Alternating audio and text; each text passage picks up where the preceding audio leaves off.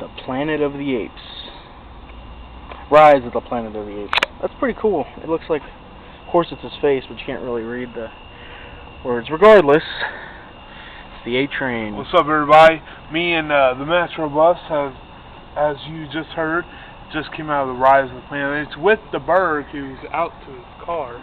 He's gone. He don't want to be embarrassed. All in all, it was a pretty good movie in my opinion. 3.5 out of 5 for me. Had a lot of stuff they could have added to some of the parts in the movie, and you know the way they showed how they made the monkeys smarter and everything. It was actually pretty interesting. You know, Metros, what did you think about the whole thing? Well, personally, I'd give it probably. I give it higher than you. I give it 4, at least 4 out of 5.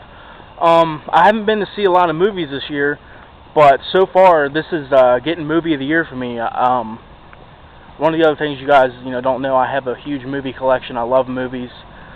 I like to go see movies when I can, but with the way the economy's been and movies being expensive, haven't been to that many movies recently. Just checking to make sure we're still recording.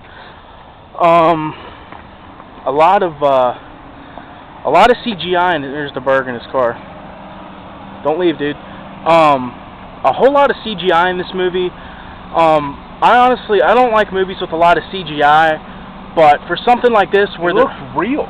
Yeah, for something like this where there's so much, hair and stuff involved, and making something like this CGI, I thought it looked pretty good. Stuff like that has come a long way in the movie industry in the last several years.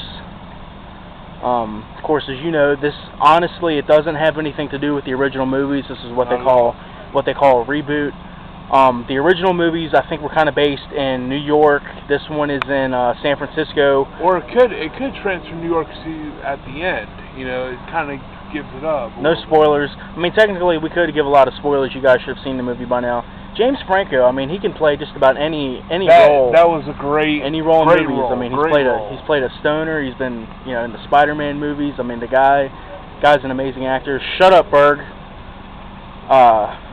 Anyway, I was very impressed. I'm looking forward to getting a sequel out of this, hopefully. And the way it ends, they are going to have to make a sequel. And as you know, I believe the original film series had 5 movies, so this would be the first in this series.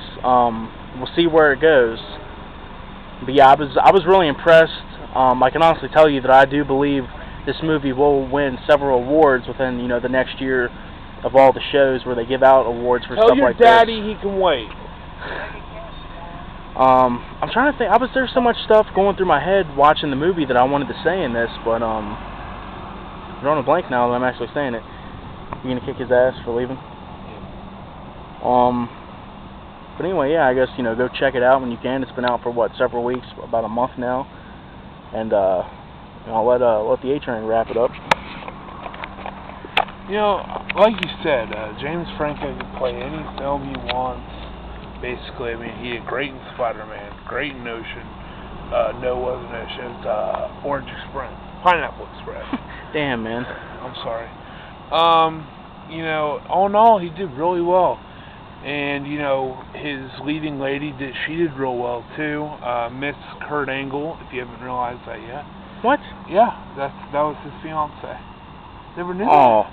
Yeah. Hey, I thought of something I want to throw out there. How about fucking Draco Malfoy being in this movie from Harry Potter? Dude, I was surprised. That was pretty cool. And you know what? I had to see him in like a scene and a half before I realized it too. Plus, I knew right away. One of the looks he was given in that one scene, it's like, oh, it's fucking Malfoy, because he gave that that same sneer that we're used to seeing. And plus, like, he let his accent come out in a few scenes.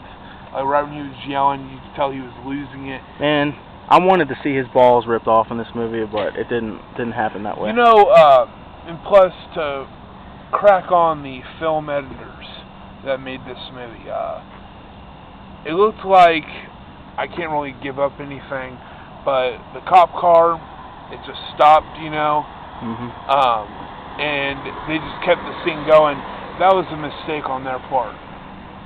But all in all, I thought it was a pretty good movie. I'll give it a 3.75. I won't give it a 4, but CGI has come a long way, like you said, past couple years. It's getting a lot better. And the proof, monkeys looked real. You know, and another thing, I kind of place not so much the original, but this movie in the same category as, you know, like Terminator, to where technically this is something that's like sci-fi and fantasy, but if we're not careful, it quite possibly could happen in real life. So, and it's not. I remember we saw the trailer for this when we went and seen Scream 4, the last movie we did a review for, and it turned out much better and different than what it was packaged as. Because, you know, it was packaged as there was some sort of disease killing people. I thought it was going to be like Congo or something. Yeah. Or whatever that. Remember the movie with the diseases and? Yeah. I thought it was going to turn out to be something like that. It turned out totally different. You know, it was Rise of the Planet of the Apes. But yeah, it kind of gives a backstory. I mean, some of the, I guess, you know, the Caesar name of the character is based off of the original films because they always said that, you know, he was the one that got them going and all that. So, yeah, pretty much. You know, like I said, this has got to do with, I know you say it doesn't because it's based in New York, but in my opinion, it looks like it's going to transfer. That's probably what they're going to do with it because the way they made that film, there has to be a second. Yeah, the way it ended, it's one of those movies where, but I mean, also you know, it's from movies that had several. Like I said, the original was Planet of the Apes, came out in the '60s with Charleston Heston. Came out with like 5. Yeah, the original was just Planet of the Apes. Then I believe it was Beneath the Planet of the Apes. Then after that, I'm pretty sure it was Escape from the Planet of the Apes, Conquest of the Planet of the Apes, and then Battle. I watched a couple of the '60s ones, and they were okay. And you know, well, I think it started in the '60s and carried into the '70s, but it was like 4 or 5 straight years. These movies were coming out like every year. Roddy McDowall.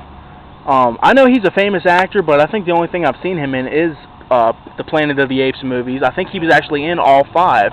Yeah. Because he played a character, and then the character's son, which I think it was Cornelius and Caesar. Yeah. So there was another Caesar. Yeah. And people were saying that this movie is kind of like, you know, Conquest, but I've seen Conquest a couple times, and I can see some of the similarities, but not really. This has its own story to it. It really does. I mean, you can tell the way, if people have not seen this movie yet, you really got to see it. It's done. It's done really well, and it deserves a lot of awards. I mean, what they've done with this movie is amazing. At first, I didn't really want to see it, and then when I heard what people were saying about it, I really wanted to see it. So I went and saw it tonight, and I was very pleased with what I saw for $14 for a ticket. You know, I was very surprised at how good it was. It shocked me, and I was always on the edge of my seat every scene. So that's what movies I want to see nowadays. And you barely see that anymore. And it's the truth. You barely see it anymore. Alright, well, we'll wrap out here. Go see the movie. You won't waste your money if you're into stuff like this. If you're a fan of the original movies, you should like it. Nothing off the top of my head that kind of has, like if we were watching Netflix or something and watch this and then, oh, well, you like this, you might like this. I can't think of other movies you might like. You know, unless it's something the actors in. John Lithgow was in it. He was good. Dude's got to be getting old because he was in stuff like Harry and the Hendersons, and that was, I think, in the '80s. Yeah, and he was in Third Rock from the Sun, the TV show. I forgot about that. That was a pretty good show in the '90s for some of you kiddies out there that weren't around. Yeah, wrap this up. You know, go see Rise of the Planet of the Apes. It won't disappoint you. Hopefully this review'd help, and see you guys later. See ya.